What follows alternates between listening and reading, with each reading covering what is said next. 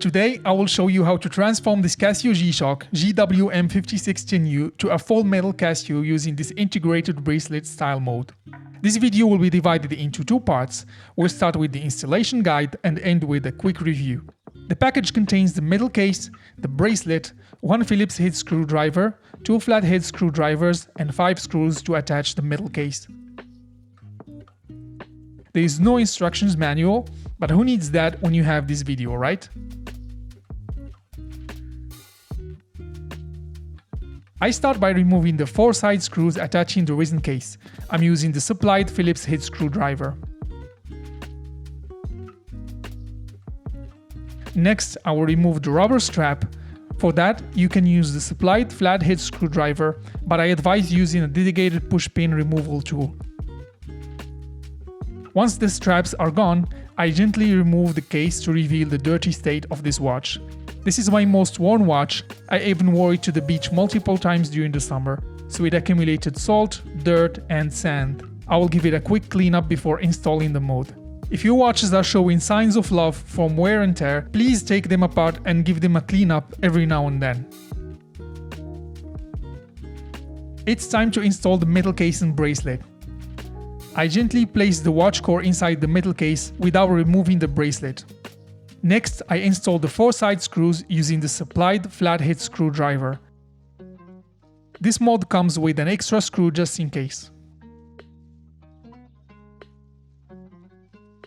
By going slowly, I decrease the chance of slipping and scratching the case. I do not tighten the screws before I have all 4 of them already in place.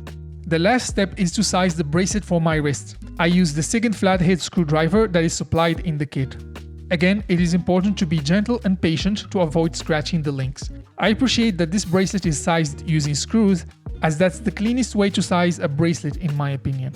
This is how everything looks in the end. I gotta say the installation is quite straightforward and shouldn't take more than 10 minutes to complete. The watch still keeps the water resistance as the module is protected by the core case. The case retains the square form, but the angles are more pronounced thanks to the crisp edges. This is a real contender for the best Casio oak mode, with 8 screws that go around the top of the case. The case finishing is great, with vertical brushing on the top and sides of the case. The bezel is slightly elevated, which provides some protection to the crystal. The buttons are a bit harder to press compared to the resin case. The original case was flexible enough which helped reach the buttons, but this metal one is rigid. You'll still be able to press them, but you'll have to use the tip of your finger. The bracelet is very good. It's made of H-shaped solid links. The brushed finishing on top is well done. The links articulate nicely. I hate the gap between the case and the first link. I don't think it should be that wide. We have a milled butterfly clasp that is serviceable, but a bit clunky in my opinion. Sometimes only one side of the clasp is released when I press the push pins,